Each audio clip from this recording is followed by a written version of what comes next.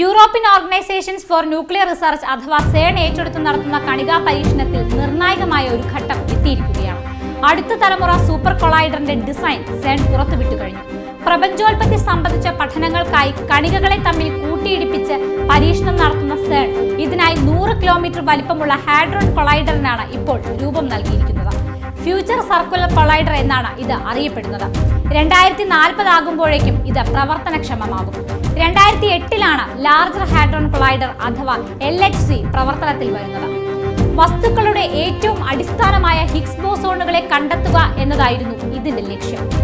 ഈ രംഗത്ത് ഒട്ടേറെ പരീക്ഷണങ്ങൾ നടത്തിയ ബ്രിട്ടീഷ് ശാസ്ത്രജ്ഞനായ പീറ്റർ ഹിഗ്സിന്റെയും ഇന്ത്യൻ ശാസ്ത്രജ്ഞനായ സത്യേന്ദ്രനാഥ ബോസിന്റെയും പേരുകളിൽ നിന്നാണ് ഹിഗ്സ് ബോസോൺ എന്ന പേര്.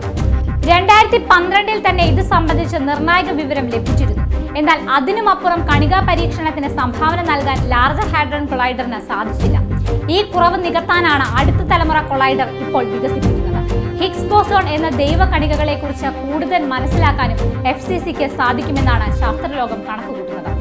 2 സൂപ്പർ കൊളൈഡർ ഡിസൈനുകളാണ് ഏഷ്യയിൽ നിന്ന് വന്നിട്ടുള്ളത്. 2018 നവംബറിലാണ് ചൈന സർക്കുലർ ഇലക്ട്രോൺ പോസിട്രോൺ കൊളൈഡറിന്റെ പ്ലാൻ പുറത്തുവിടുന്നത്. നവംബറിൽ ജപ്പാനും ഇന്റർനാഷണൽ ലീനിയർ കൊളൈഡർ സംബന്ധിച്ച വിശദാംശങ്ങൾ പുറത്തുവിട്ടു. 30 മുതൽ 50 കിലോമീറ്റർ ടണൽ രൂപത്തിലുള്ളതായിരുന്നു ഈ ഡിസൈൻ. എന്നാൽ ഈ പദ്ധതിയുടെ ചെലവ് സംബന്ധിച്ച് വ്യക്തതയില്ലെന്ന കാരണത്താൽ സേൺ അധികൃതർ ഇത് തള്ളിക്കളഞ്ഞു. എന്നാൽ $13 ബില്യൺ ആയിരുന്നു LHCയുടെ ചെലവ്. ഇപ്പോൾ അംഗീകാരം നൽകിയിരിക്കുന്ന FCCയുടെ ചെലവ് $15 ബില്യൺ ആണ്. FCC തയ്യാറാക്കുന്നതിന് 4 ഘട്ടങ്ങളുണ്ട്. 15 വർഷത്തോളം പണിയെടുത്താൽ മാത്രമേ ഇത് പൂർത്തീകരിക്കാൻ സാധിക്കൂ. എന്നാൽ ചൈന സ്വന്തം കൊളൈഡർ പദ്ധതിയുമായി മുന്നോട്ട് പോകാൻ സാധ്യതയുണ്ടെന്നാണ് സൂചന.